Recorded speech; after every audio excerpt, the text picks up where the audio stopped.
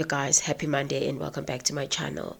One of the very most important people that we normally don't talk about in what Lieutenant General Mkhwanazi said on the 6th of July 2025 is the involvement of Lieutenant General Dumisani Kumalo. And Dumisani Kumalo is very important because he was the head of crime intelligence, and crime intelligence is very important. And one of the things that Lieutenant General Mkhwanazi said is that when the political UNALIVINGS task team was disbanded, they weakened their team. And now removing the head of crime intelligence and not replacing him, you are literally dismantling the whole thing. You are ending it to the ground, and you are ensuring that no investigation continues. Everything ends at that. And this is why Khumalo is important, because he's that person that was head of crime intelligence. He lacked the qualifications to be head of crime intelligence. Was this strategically done by Senzo Mchunu or whoever appointed him so that they can have someone that is less qualified, whom they can play around and even remove anytime they wanted to? In this video, let us discuss this character that is called Dumisani Kumalo. Let me just give you guys a clip and remind you what Lieutenant General Mkhwanazi said about the involvement of Khumalo in this whole situation. Investigation happening in Gauteng under the leadership of the project manager, which is Khumalo, and evidence is retrieved from one of the criminal syndicates, which makes it clear that there's a communication between the minister and these people. The very same minister goes on record on a teleconversation he's having with someone else, where he says, I know this is my comrade. Whereas he has said in Parliament he does not know the person. We see on the records communication of this Brown Mkhwanazi together with an accused.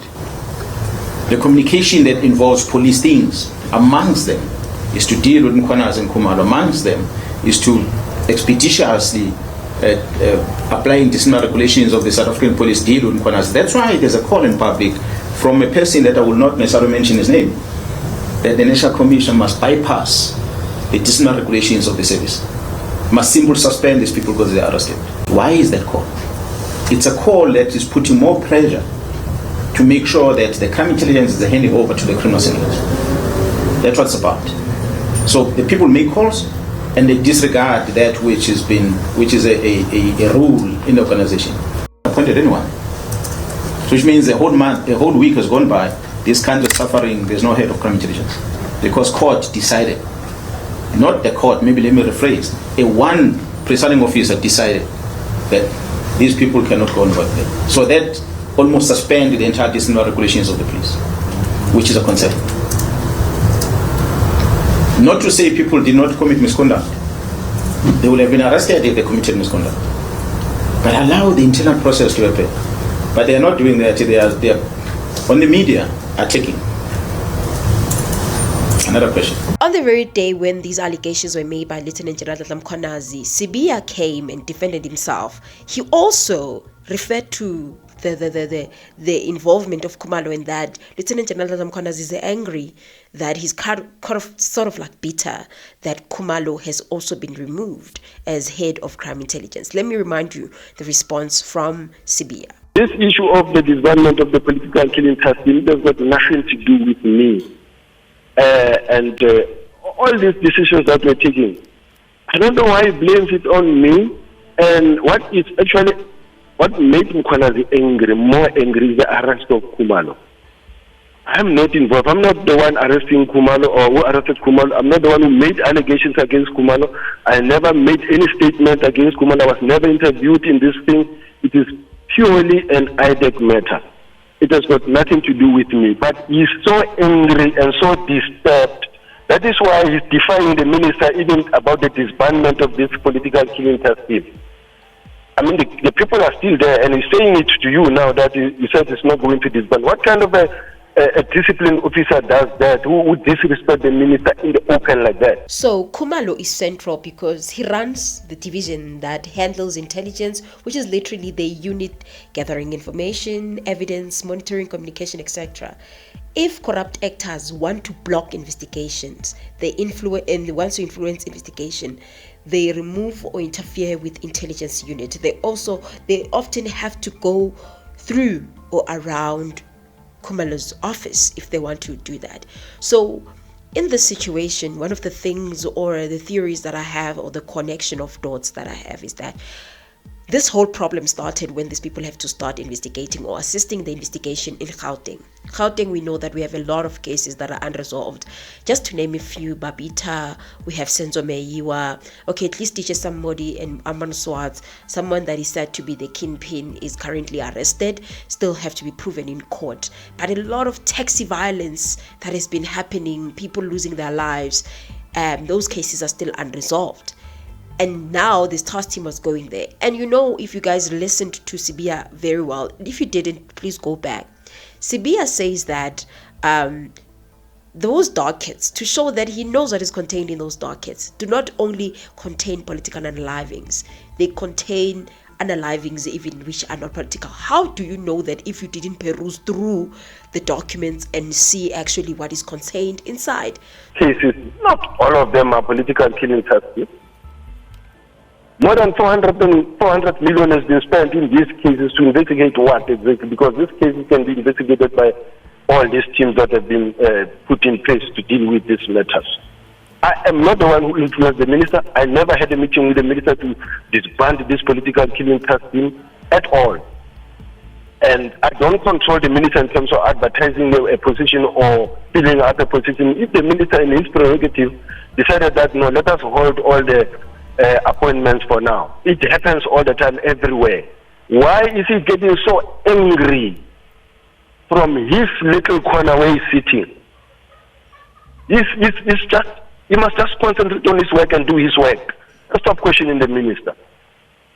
His work is cut out in KZN. He must just focus and do what other provincial commissioners are doing.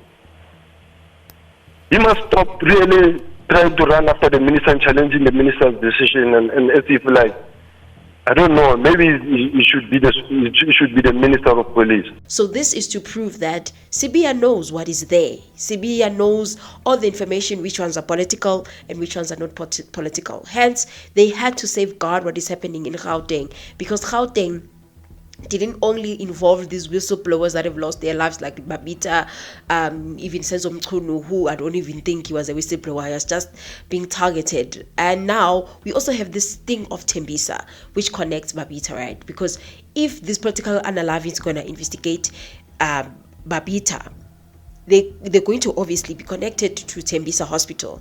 And there's a lot of people that are involved in Tembisa Hospital and a lot of politicians involved in the Tembisa Hospital. So they had to guard against to ensure that they protect their friends. And I think that is something, one of the arguments that we've raised for a very long time. So Khumalo is very important in this whole situation because of that, since he's the former head of crime intelligence and he is a former senior official. He lacks the prerequisite qualifications to be the head of this office. And the fact that he was removed because of nepotism, so worrying, especially considering how police have been so corrupt, guys. Police are so corrupt. And if you guys don't know some of the corruptions of the police, go to my video where I spoke about Jacob Zuma. Some of the corruption is there to show how these people are corrupt. One commissioner to another, they are very hardcore corrupt, but they don't get to be removed. And this man does this crime of nepotism, then they remove him to show that even his appointment, because his appointment happened in December of 2022. His appointment, I think that they just put him there to just be in control of this office. And since he doesn't even have much knowledge, they can easily remove him. They can easily toss him around. So why is he central besides that? To decide to disband the team, we did not know until we found it from the suspect's phone. So this thing came from December as a strategy to neutralize the investigation against these drug laws, because the team was perceived to be handling the drug law case. What they did not realize is that that case docket was not part of the political task team. That case docket was in Gauteng. And the hard-working men in Gauteng were investigating that. Because they were threatened, they were supported by this team. But the docket remained there. Now, there's a number of people that should have been arrested in Gauteng that are not arrested because the prosecutions does not want to sign off the warrant of arrest for those people. Or members of crime intelligence released classified documents and handed them over to a member of parliament. That includes vetting documents, as well as covert properties. We all know in the country that the Joint Standing Committee of Intelligence is the one that must supervise the operations of a secret fund account, not only for the South African Police Service, but all the intelligence agencies in the country. That the members of crime intelligence gave these documents to the member of parliament, and the member of parliament registered a criminal case in Gauteng where he was alleging that some of the officials within crime intelligence were issued fraudulent vetting clearance certificates. After opening the case, he sends a communication to the Minister of Police. He asks the Minister of Police to take these dockets and assign them to someone else. The Minister of Police Chief of Staff, Mr. Nkabinde, wrote a letter to the head of the NPA newly established unit, which is referred to as IDEC, Investigating Directorate Against Corruption, to investigate these cases. These are allegations of a manipulation of a vetting process, not a state capture, not corruption. But IDEC receives this communication from the Minister of Police to take these dockets, and IDEC does exactly that. So he's central because he controls the real levels: vetting, surveillance, covert information, secret funds, etc. If those tools are compromised or manipulated, investigators like Mkhwanazi can be blocked.